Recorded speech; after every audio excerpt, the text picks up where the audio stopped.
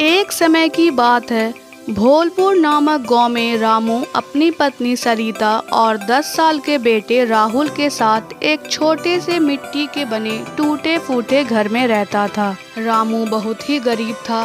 वह पूरे दिन जंगल में लकड़ी काटता और बाजार में उसे बेचता था ताकि वह अपने परिवार का गुजारा कर सके। इन दिनों बहुत जोरदार गर्मी पड़ रही थी। गर्मी के कारण भोलपुर के हर निवासी की हालत बहुत ही बुरी हो रही थी। एक दिन गर्मी के कारण रामू के घर की दीवार कमजोर हो गई और टूटकर गिर गई। इसे देखकर सरिता और रामू बहुत दुखी हो गए, क्योंकि अब उनके घरों में धूप आने लगी थी, जिसके कारण सरिता, रामू और राहुल को घर में बैठना मुश्किल हो रहा था। एक दिन दोपहर में, अरे अब क्या करेंगे हमारे घर की तो दीवार पूरी तरह से टूट चुकी है और पूरे घर में धूप आ रही है। हाँ पिताजी, घर में तो एक पल भी बैठा नहीं जा रहा। एक काम करते हैं, हम फिर से ये दीवार बना लेते हैं। मिट्टी की दीवार कब तक बनाते रहेंगे हम? वो हर 2 महीने में गिर जाती है और ये हमारा घर भी कितना कमज़ोर हो चुका है, पता नहीं कब गिर जाए।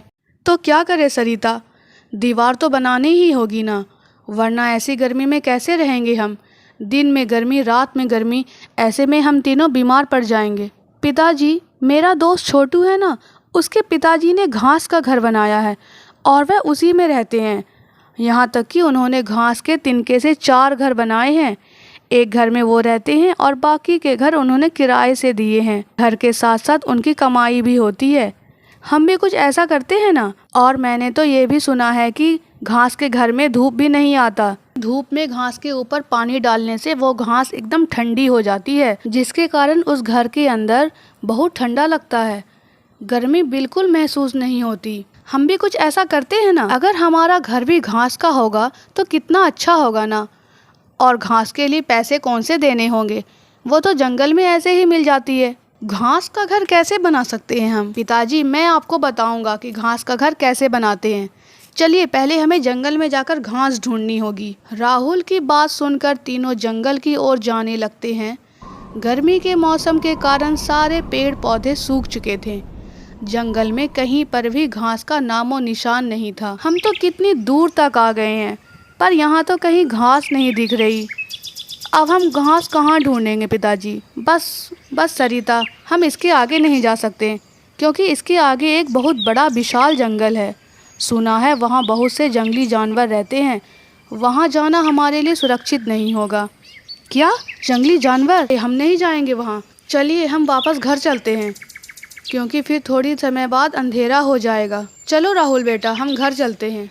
रामू और सरिता जाने लगते हैं, पर राहुल वहीं उदास खड़ा था। यह देखकर रामू परेशान हो जाता है। राहुल बेटा चलो। राहुल खामोश खड़ा रहता है। तभी सरिता उसके पास आती है और धक्का देकर चलने को कहती है। चलो राहुल, कहाँ खो गए? तीनों जाने लगते हैं। तभी रामू के मन में एक बात आती है। लगता है घास ना मिलने की वजह से मेरा बच्चा उदास हो गया है। कितना दुखी लग रहा है वो। नहीं, मैं अपने बच्चे को दुखी नहीं देख सकता। सरिता, मैं क्या कहता हूँ, तुम और राहुल घर चले जाओ।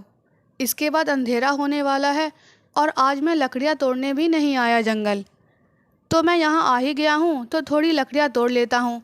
इन्हें बेचकर थोड़े पैसे मिल जाएंगे। तुम दोनों घर जाओ, मैं थोड़े समय में लकड़ियाँ लेकर आता हूँ। अभी अंधेरा होने को है, रात हो गई है। आप कैसे आओगे घर? सरिता, इस जंगल में मेरा रोज का आना जाना है, तुम चिंता मत करो, मैं जल्दी ही घर आऊँगा। रामू की ये बात सुनकर सरिता और राहुल घर चले जाते हैं।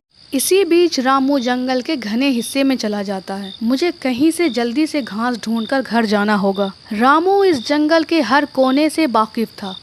उसे पता था कि जंगल के किस हिस्से में खतरा है और किस हिस्से में नहीं। फिर भी बेटे की खुशी के लिए रामू जंगल के सबसे खतरनाक हिस्से में घुस जाता है, जहाँ कई सारे जंगली जानवर थे। रामू उस जंगल में डर डर कर घूमता है, पर उसे वहाँ कहीं पर भी घास नहीं दिखाई देती। यह देखकर रामू दुखी हो जाता है। इतनी दूर आने के बाद भी घास नहीं मिली। लेकिन आखिर जंगल की सारी घासें गायब कहाँ हो गईं? एक भी घास नहीं है इस जंगल में। तभी एक जंगली हाथी रामू के पीछे पड़ जाता है। रामू उस हाथी को देखकर तेजी से जंगल की ओर दौड़ता है। बाप रे, यह जंगली हाथी मेरे पीछे कैसे पड़ गया? कहाँ भागूं? अगर मैं इसकी चपेट में आ गया तो मैं मर ही जाऊंगा। आगे तो पूरा जंगल ही जंगल है। रामू तेजी से भागता जाता है और तभी वह एक छोटे से घास के गड्ढे में गिर जाता है। घास में गिरते ही रामू वहीं बेहोश हो जाता है। जब उसकी आंख खुलती है तो वह देखता है कि वह तो अपने घर के आंगन में उस घास के ऊपर पड़ा हुआ था और उसके पास सरिता और राहुल दोनों खड़े थे। सरिता भागो, वो हाथी आ जाएगा। हाथी आ जाएगा? ये क्या बोल रहे हो आप? आप अपने घर में हो। रामू उठकर चारों ओर देखता है तो वह खुद को अपने घर के आंगन में पाता है। यह देखकर रामू का सर चकराने लगता है। ये कैसे हो सकता है सरिता? मैं जंगल में था और मेरे पीछे एक जंगली हाथी लग गया था।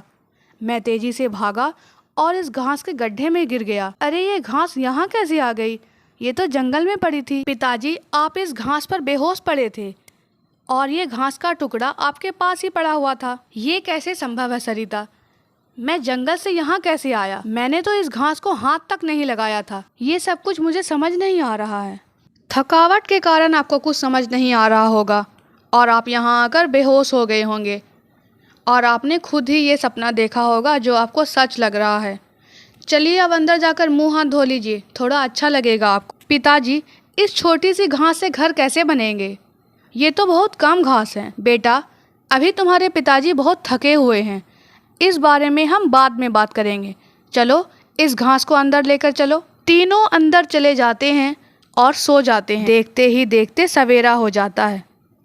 तीनों जब अपने घर में देखते हैं तो वह छोटी सी घास पूरे घर में भर गई थी और इसे देखकर तीनों के होश उड़ जाते हैं। ये इतनी सारी घास यहाँ कैसे? अभी उस घास से आवाज आती है, आलोक, इतना परेशान होने की जरूरत नहीं है। मैं एक जादुई घास हूँ। अब इस घास से अपने लिए कई सारे घर बना लूं, क्योंकि मैं कभी खत्म नहीं होने वाली, ना कभी मुरझाने वाली हूँ। उस जंगल में उस जंगली हाथी से मैंने ही तुम्हें बचाया था। मैं कई बरसों से उस जंगल में पड़ी थी। कोई मुझे नहीं खा रहा था, ना मुझे कोई अपने साथ ले जा रहा था। पर जैसे ही तुम मेरे ऊपर आकर गिरे, मैंने झट से अपने जादू से तुम्हें वहां से गायब कर दिया। इस बात को सुनकर वे तीनों के होश उड़ जाते हैं। वे तीनों मिलकर उस घास से 4 बड़े बड़े आलीशान घर बना लेते हैं। उस घास के घरों को देखकर गांव के लोग हक्का बक्का रह जाते हैं। पिताजी, ये जादुई घास तो सचमुच कमाल की है। देखिए, हमारे पास तो 4-4 घर हो चुके हैं और ये घर कितने सुंदर लग रहे हैं। एक गांव वाला आता है, अरे रामू भैया, ये क्या घास के घर? वाह रामू भैया, ये घर तो कितने खूबसूरत लग रहे हैं। देखो, ये घर कितने अच्छे लग रहे हैं।